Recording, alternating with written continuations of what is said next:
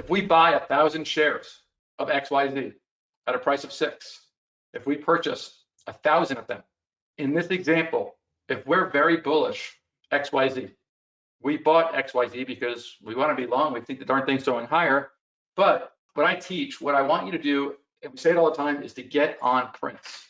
So if XYZ proceeds to rally to say $7, okay, and then it rallies to $8, and then it rallies to $9, okay, maybe it even goes to 10. Well, the trade is, I want you to sell into this, and you don't have to sell a third. You can sell a third, but it's getting on prints. And this is what I mean by getting on prints, okay, where you're still slowly, you're holding your core position. In this example, you bought 1,000 at 6, it goes to 7, great, wow, you got on a print, you sold a little bit, you sold a little bit, you sold a little bit, you sold a little bit, okay?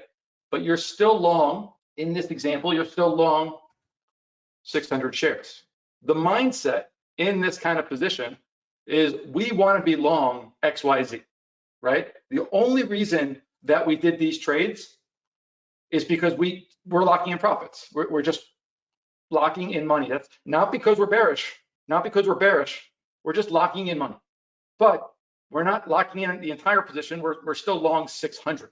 And the reason that we're doing this is, well, all of a sudden markets are volatile. When this thing drops down to 7, and when this thing drops down to 5, that's when you are buying your shares back. Buy 300 shares. You know, maybe now you're buying 300, whatever it is. And so you're building into a position, but you're constantly locking in profit. You're financing the position. And you're financing that position because there's a cost associated with holding a position, right? Right? It's capital at use. There's money being used. So this is how I'd want you looking at a stock. And this is like a very simple example, but it's an example of whenever you have a bias, you're very, very bearish, you're very, very bullish, you're bullish, you know, whatever it is. On every single trade, we're looking to get on prints like this. And that's something that is reiterated often in our Discord community. Now, this seems very simple, and you may be thinking like, oh yeah, no shit. But options are the same. This example is an example in options. Okay, it's the exact same example, because instead of, we buy 10 calls of XYZ. Okay, now I just have to change this to my synthetic position.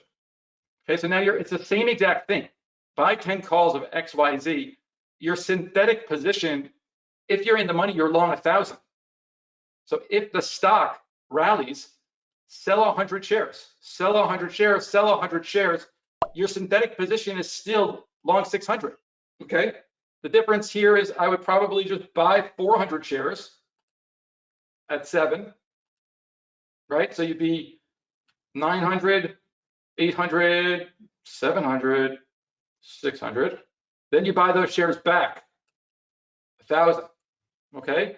And now your position has never been touched. That's the same exact position, and you're synthetically back long 1,000 shares because your position is long 10 calls of XYZ. So when I teach, I want you thinking about options just like their stock. There's no difference. An option is just a derivative of a stock.